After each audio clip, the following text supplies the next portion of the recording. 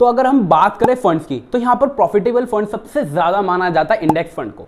पर लोगों को समझ में नहीं आता कि ये इंडेक्स फंड है क्या और इसमें हम अपना जो पैसा है वो उसमें कैसे इन्वेस्ट कर सकते हैं। तो ये चीज़ समझ में नहीं आती, इसका प्रोसेस नहीं आता और ये कहाँ से शुरू हुआ और ये क्या चीज़ है। तो आज हम इसके बारे में पूरा डीप जाकर बात करेंगे। तो सबसे पहले बात आती है कि ये इंडेक्स फंड अच्छा है या बुरा, लेकिन वॉरेन बफेट ने इसके बारे में कहा है कि ये सबसे ज़्यादा अच्छा फंड है, पर इसके पीछे भी बहुत सारे रीज़न है। तो पहला रीज़न है कि अमेरिकन कंट्रीज, यूरोपियन कंट्रीज में ज़्यादातर लोग स्टॉक मार्केट में इन्वेस्ट करते हैं जो कि अडल्ट लोग होते हैं। और अगर आप इंडेक्स फंड में इन्वेस्ट करते हैं तो आपका जिस हिसाब से सेंसेक्स चल रहा है, इंडिया के हिसाब से ही बात कर रहा हूं मैं अभी, तो अगर आपका सेंसेक्स ऊपर जाता है तो आपकी मनी भी जरूर ग्रोथ होगी, तो इसलिए लोग इंडेक्स फंड में लगाते हैं। यहां तक कि देखा जाए तो इंडेक्स फंड का एक्सपेंस रेशियो बहुत कम होता है अलग म्यूचुअल फंड से। अलग म्यूचुअल फंड का 1 से लेकर 2% तक उनका एक्सपेंस रेशियो होता है, लेकिन इंडेक्स फंड की बात करी जाए तो उनका 0 से लेकर 0.5% या फिर 7% तक एक्सपेंस रेशियो होता है।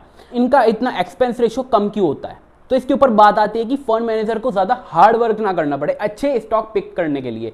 उनके पास सेपरेटली बहुत सारे स्टॉक पहले से ही होते हैं जो कि अच्छी अच्छी कंपनियों में इन्वेस्ट करते हैं और उसके पर एवरेज के हिसाब से आपको रिटर्न प्रोवाइड करते हैं। तो इंडेक्स फंड में सबसे ज्यादा फायदा है डाइवर्सिफिकेशन।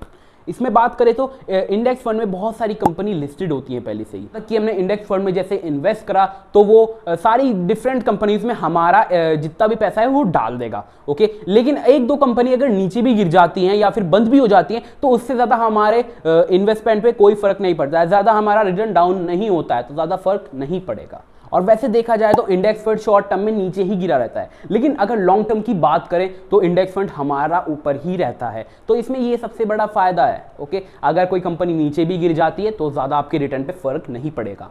वैसे इंडेक्स फंड स्टार्ट कैसे हो, पहले इसके बारे में पूरा डीप जाके समझते हैं, आपको थोड़ी सी नॉलेज और प्रोवाइड हो जाएगी। ठीक है, एक एसेट मैनेजमेंट कंपनी थी अमेरिका की, इसका नाम था क्वालिडेक्स फंड, जो कि 1967 में लॉन्च किया था। ओके, और ये fund Dow Jones industrial average पे बेस्ड था। ठीक है, जितना उसका एवरेज रिटर्न आएगा उतना ही लोगों को प्रोवाइड हो जाएगा, तो उस इंडस्ट्रियल पे ये बेस्ड था।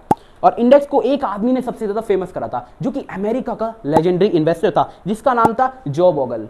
और बेसिकली एक इंडेक्स फंड एक पैसिव फंड टाइप का होता है। इसमें दो फंड होते हैं, एक्टिव फंड और पैसिव फंड। एक्टिव फंड में फंड मैनेजर ज़्यादातर एक्टिवली काम करते हैं और पैसिव फंड में ऐसा नहीं होता है। पैसिव फंड एक दूसरा बड़ा एग्जाम्पल है इंडेक्स फंड का। तो इंडेक्स फंड अलग अलग जगह पे इन्वेस्ट करता है, जैसे कि सेंसेक्स, निफ्टी 50 इन जैसी जगहों पर इन्वेस्ट करता है, जिससे इनमें कुछ लिस्टेड कंपनीज होती है, उनके पर एवरेज रिटर्न के हिसाब से आपको रिटर्न प्रोवाइड होता है। वैसे इंडेक्स फंड का काम होता है बहुत सारी कंपनीज की परफॉर्मेंस को ट्रैक करना, उसी के हिसाब से वो रिटर्न आपको प्रोवाइड करता है। जितनी भी कंपनीज में इंडेक्स प्रेजेंट है उसी के हिसाब से आपको एवरेज के हिसाब से आपको रिटर्न प्रोवाइड करता है। यहाँ पर इंडेक्स फंड की तो बात हो गई, अब बात करेंगे आगे अगली वीडियोज़ में कि और फंड्स क्या होते हैं। और फंड से बहुत सारे फंड्स अभी बच रहे हैं, ओके, उनके बारे में भी बात होगी।